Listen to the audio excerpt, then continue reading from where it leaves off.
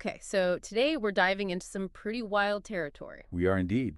You've brought us these excerpts about Siener van Rensburg. Now, this guy was a Boer prophet who lived right through the Anglo-Boer War era. Yeah, and what's fascinating is it's not just about whether his prophecies were right or wrong. Van Rensburg's visions, his symbols, they tap into something deeper about Boer identity, anxieties that haven't gone away. You've brought us these sources because even today, Van Rensburg sparks debate. It's more than just whether he was right.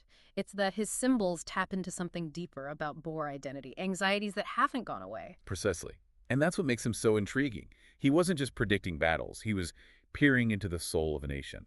So for those who might not be familiar, let's start with the basics. Who was Siener van Rensburg? Van Rensburg was a Boer farmer. When the war broke out against the British, he joined the fight.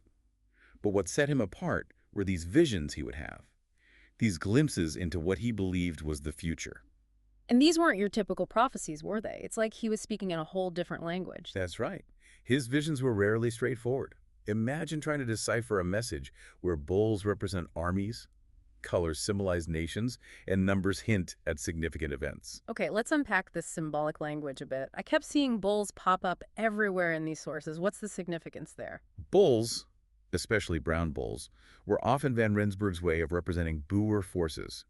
A strong, healthy bull might foreshadow victory or resilience, while a wounded, or interestingly, a red bull, could suggest defeat or betrayal. And sheep. They often represented the South African party right, but not always in the most flattering light. You're catching on.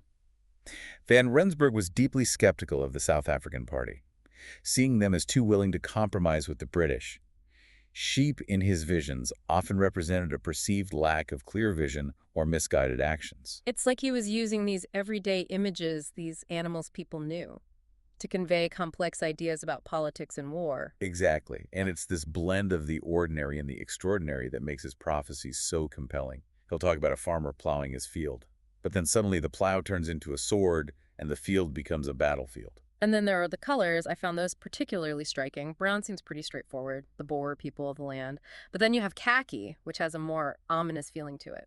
Yes, khaki often represented those who sided with the British, a symbol of betrayal or a dangerous compromise of Boer values. And blue, intriguingly, often represented Germany, a country he saw as a potential ally for the Boers. So we've got bulls, sheep colors, a whole farmyard of symbols. Were there any numbers that stood out in his visions? The number 15 appears frequently, often linked to premonitions of death or significant, often tragic events. Didn't that number have a connection to General de la Rey? Indeed it did. General de la Rey was a highly respected Boer leader, someone Van Rensburg held in high regard. There's a chilling account of Van Rensburg seeing the number 15 appear in the sky above Lichtenberg. Shortly afterward, General de la Rey was tragically killed. Wow, that sends shivers down my spine. And this wasn't just a one-off, right? I mean, there were multiple instances where Van Rensburg's visions seemed to align with events that actually happened during the war. You're absolutely right. There's a story of General de la Rey and his men preparing to make camp near Klerksdorp. Everyone dismounted, ready for a rest. But Van Rensburg remained in the saddle sensing danger. It turned out British troops were approaching completely unbeknownst to the Boers. Talk about a close call. If Van Rensburg hadn't trusted his instincts, who knows what might have happened. But my favorite story, and perhaps his most famous vision during the war, has to be the one about the red Afrikaner bull. Ah, yes. The Red Bull, a perfect example of how Van Rensburg used symbolism to describe military maneuvers. Okay, the Red Bull. This one's famous even outside hardcore Van Rensburg fans. What I find wild is how specifically it seems to track with what happened to Lord Methuen. Lord Methuen was a British commander, and in Van Rensburg's vision, he was represented by this powerful, aggressive red Afrikaner bull, horns pointing straight ahead. It was a clear image of the British advance from Vryburg. So the Red Bull starts strong. What happens next? As the bull progresses, it encounters obstacles, hardship. By the time it reaches Barberspan, it's no longer that fierce, solid red. It's become a red-mottled bull, its horns drooping. Wait, what does that even mean? Did the bull get a bad dye job? Not quite. The change in the bull's appearance symbolizes a weakening of the British forces. Remember, they weren't just fighting the Boers. They were up against a vast, unforgiving landscape, and their supply lines were stretched thin. The mottled appearance could even be Van Rensburg's way of alluding to the diverse makeup of the British Army. It wasn't just seasoned British soldiers. They had colonial troops, volunteers, even some Boers who had switched sides. And if I remember correctly, things only worsen for the bull from there. You're right. As the vision continues, the Red Bull reaches the Harz River, and this time it's lost its horns altogether, no longer the powerful force it once was. It stumbles towards Tuibash. And ends up with a broken leg, which, as it turns out, directly mirrored what happened to Lord Methuen at the Battle of Tuibash. A remarkable parallel, wouldn't you say? Lord Methuen was indeed injured in that battle, his forces defeated. So these visions weren't just abstract symbols, they had a direct connection to what was happening on the ground. It's these uncanny alignments with reality that cemented Van Rensburg's reputation as a seer amongst the Boers. They saw him as someone who could glimpse into the future, someone who could perhaps guide them through the uncertainty of war. And, it's interesting, his visions weren't confined to just the battlefield. He was looking way beyond the immediate conflict at what he believed was the entire destiny of the Boer nation. And from what I've seen in these sources, that destiny wasn't always a pretty picture, was it? Seemed like he saw some really tough times ahead for the Boers. True. A recurring theme in his prophecies is hardship struggle. This sense that the path ahead for the Boers was not going to be easy. So not exactly the rousing, inspirational stuff you'd want to hear in the middle of a war. What kind of hardships are we talking about here? The one that really struck me was his vision of the Union of South Africa, becoming the led horse of the British Empire. Which, knowing how history played out, is eerily accurate. Exactly. And you can imagine how that vision must have landed on Boers who were already wary of British influence. It fed into a fear that even though the war might end, they hadn't truly escaped the grasp of the empire. Almost makes you wonder if that fear, that image of the led horse, shaped Boer politics for decades to come, like they were always going to feel like a nation under someone else's thumb. But it wasn't just political hardship Van Rensburg saw, was it? There were some pretty grim economic predictions in there, too. Absolutely. He describes visions of withered maize fields, which many interpret as symbolizing famine economic hardship. And then there's this really vivid image that stuck with me, a butcher cutting only the fat from a carcass. Whoa. Okay, so what's the takeaway there? That the Boers were going to be exploited, their resources plundered. That's certainly one way to look at it. These visions, even if you don't take them literally, they tap into this deep-seated anxiety about the future, this fear that the Boers would be marginalized, their sacrifices forgotten. So you've got external pressures from the British Empire, economic instability on the horizon. And then to make matters even worse, it sounds like Van Rensburg saw trouble brewing within the Boer nation itself. You're exactly right. One of the most consistent themes in his prophecies is this idea of internal conflict division. The symbol he uses over and over again is a chasm, a deep divide that separates the Boer people. Okay, a chasm, that's pretty powerful imagery. What do you think he was getting at with that? What did that chasm represent?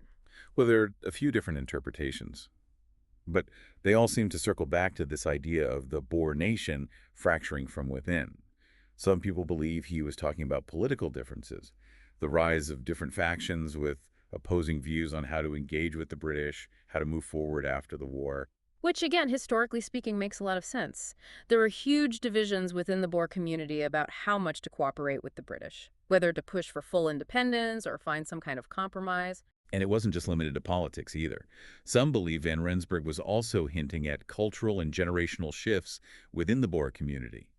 You have younger Boers who are more willing to embrace modernity, while older generations cling to traditional values. And wouldn't you say those anxieties about a divided Boer nation are still relevant even today? I mean, South Africa has obviously transformed since Van Rensburg's time. Absolutely. The end of apartheid, the shifting political landscape, it's all led to this ongoing conversation about what it means to be a Boer in modern South Africa.